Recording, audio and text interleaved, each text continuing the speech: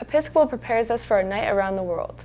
And KEHS examines the ever-changing look of the Episcopal campus. Hello, and welcome to KEHS. I'm Brooks Edwards. And I'm Ella Voss. Thanks for joining us on this edition of Night Vision News. The annual EHS Prom is a dazzling event filled with excitement and unforgettable moments. Students arrive to dress to impress, showcasing a variety of styles that highlight their unique personalities. The atmosphere is electric, with music, laughter, and the joy of celebration filling the air. Here's my co-anchor Brooks Edwards to dive into key expectations of the evening, including the venue, themes, activities, and overall student anticipations. As the year comes to a close, EHS Senior Prom is quickly approaching.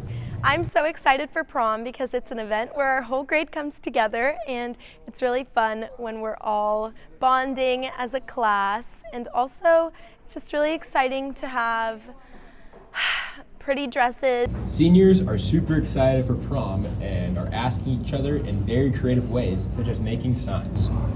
I'm super excited for prom. My friends and I have been looking forward to prom for a really long time. I'm super excited to wear my dress because it's one I've been obsessed with since like freshman year, and I finally get to wear it. And I'm super excited to take my super awesome boyfriend, who asked me super sweetly and amazingly. He sang to me and brought me lots of really cool stuff. And I'm super excited to bring him to prom so we can meet all my friends. The theme for EHS Senior Prom this year is Around the World in One Night, which will be a really creative way for students to express themselves with their dresses and tuxedos. I think prom is special because it's like a senior tradition that kind of ends off high school in the right way. You get to spend it with your friends and have a sentimental moment where you're able to bond with those around you that you spent all this time with for 4 years. See y'all at prom! Reporting for KEHS News, Brooks Edwards. It sounds like fun is going to be had by all. And when we return, an inside look at the EHS campus evolution. Are you an artist? Are you a learner? Are you an athlete? What is your faith? How do you stand out?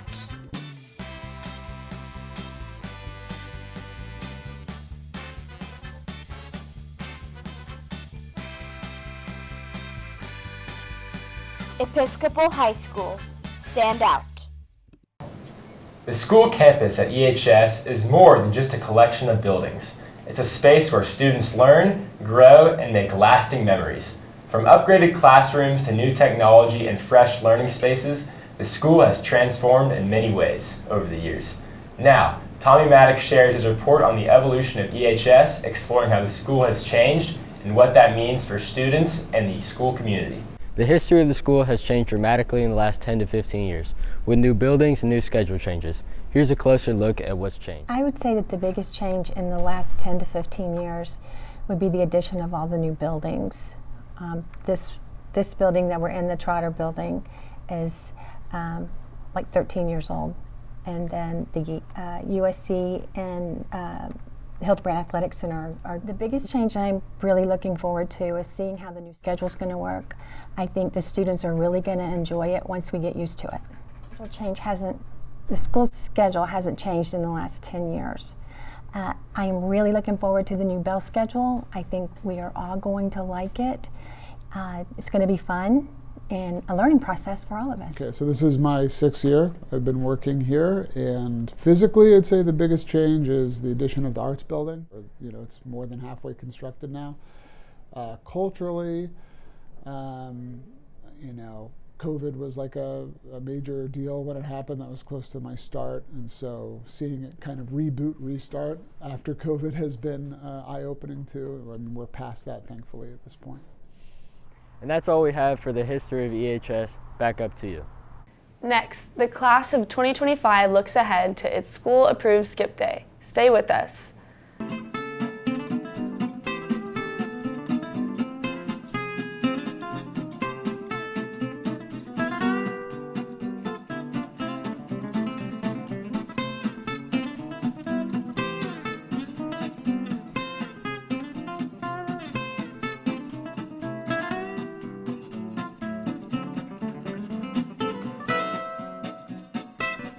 We're coming up on the last weeks of school, and the seniors will be awarded a skip day following the Senior Tribute Chapel on May 9th. Here's reporter Grace Gray to tell us what people's plans are for this scheduled day of fun.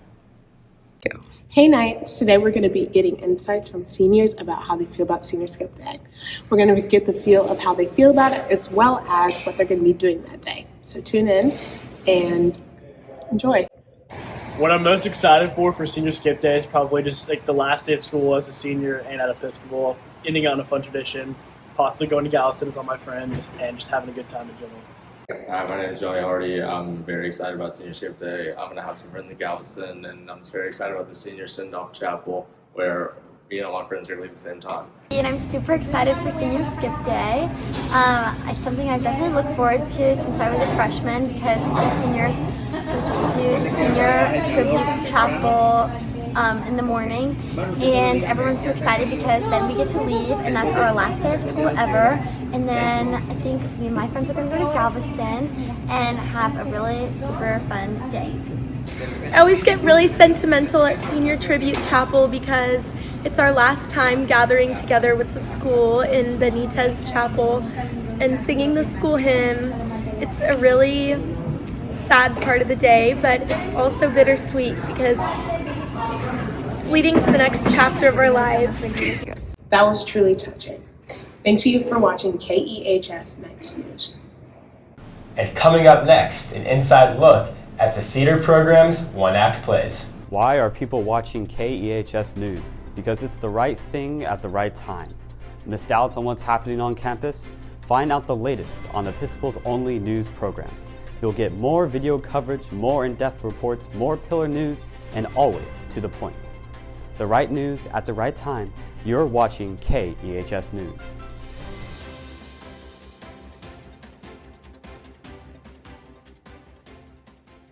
The EHS theater program has been gearing up for their last performances, the EHS One Acts. Reporter Sloan Blair spoke with a few people involved in the preparations and performances. We interviewed Mr. Brock, who's overseeing the one-act plays, and Mary DeCruz, who is acting in them. I'm in The Simple Truth. It's about a guy named Emmett who hears a sermon about telling the truth, and then it gets him into a lot of trouble. We've been going for like a few weeks now, and it's every day after school from 4 to like 5:30, and we kind of run through and block it and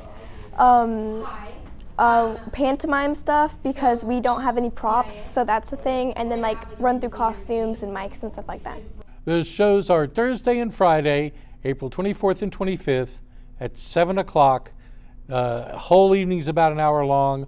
On Thursday, there's the Dad's Club Feast before the show at 6, so free food, hour watching your student friends do their voodoo on stage. It's a lot of fun. Come join us. The student-directed one-acts are part, or the final part of the directing for the stage class. Students study directing for the stage during the spring semester, and then at the end of the spring semester, the last show of the EHS on Stage season is what they've been working on all semester. So think of it as a really nice final project. There are 2 shows. The first one is being directed by senior Stella Frank. It's about honesty and what happens when you take honesty all the way to the nth degree. It kind of presents the question is it okay to be dishonest if it makes somebody feel better? It's really funny in the way that it does it, and it sort of expands on a traditional theater technique of using pantomime for props. Second one's a play by Anton Chekhov, very famous Russian playwright. Hilarious comedy directed by junior Brooklyn Hermance. It's called The Proposal, and it's about a proposal. And now, let's join sports anchor Hamali Wickramasinghe with news from the athletics pillar.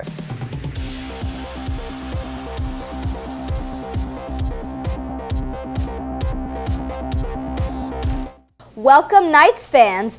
The spring sports season is nearing its end, and teams across the board are gearing up for a competitive run towards SPC glory. From the baseball field to the tennis courts and everything in between, our athletes are putting in the hard work they will need to bring home a title. Let's join Riley Poindexter as she dives into what's ahead for each team this season. With SBC sports wrapping up this season, let's hear more about lacrosse wrapping up and preparing for state by Bryce McKeever. It's going pretty good. We're like 5-9 right now. We got one more regular season game, and then hoping to end that on a good note. Go to state, play good. Doing a lot of scrimmaging, 6-on-6 stuff. We did like this bull in the ring thing the other day. It's like everyone gets in, kind of ground ball, just keep adding people in, keep going. It just brings energy to practice. And that's all for lacrosse. Let's hear more about baseball from Brooks Edwards. So we're off to an okay start in SBC. We lost to Kincaid and St. John's, but we beat John Cooper 4-1. And yesterday we did lose on senior night to St. Thomas, but they threw their 3 best pitchers, so it's kind of unlucky. And then today we play Houston Christian. We have our best pitcher on the mound, and we've been hitting pretty well recently, so I'm optimistic about this game. So we're preparing a lot for SBC. We're hitting a lot during practice, taking BP for like an hour, hour and a half each practice, and then also like doing a lot of team building exercises. We're getting a lot of team lunches and team dinners, and just trying to build that chemistry before SBC. Next, let's hear from Marisol Hess about golf. Episcopal girls golf has had a fantastic season. There are 5 girls right now playing in the SPC tournament, and we're currently in 2nd place, so that's very exciting for the program. I'm really proud of those girls. A typical week of practice for us usually includes one day in the weight room, one Monday typically, and then Tuesday we'll usually be out on the putting green practicing our putting and our chipping, and then on Wednesdays we usually have the opportunity to get in 9 holes at HCC, which we're very, very fortunate to do. And then we'll have a tournament throughout the week. Typically, she'll take 8 to 10 girls. The boys lacrosse team has faced a challenging season. Here's reporter Brooklyn Conti with news on what lies ahead at state. The boys lacrosse team has come across a challenging season, and they have SBC coming up next week. Let's hear from our own players to see how they're going to do in the tournament next week. Started out the season pretty slow, but like over the course of the season, we really picked it up, and I'm really proud of how our team looks right now. SBC is next weekend in Houston. We're really pumped about it. Well, this is my first year playing lacrosse, so it's been a road, but I'm really impressed in how I've progressed, and I've developed a really good role in the team. Not that good. We lost all our SPC games, but we're going to state, so. The game is on May 9th, and I think we're going to win. I think the offense is getting a lot better. Our defense was already pretty solid. The lacrosse team comes upon a challenging week. We wish them the best luck going into the tournament. Now back to the studio. Follow KEHS Sports for the latest in Knights athletics. I'm Himali Wickramasinghe.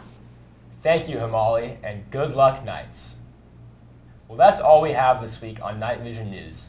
I'm Brooks Edwards. And I'm Ella Voss. From all of us at KEHS News, thank you for joining us. And go Knights!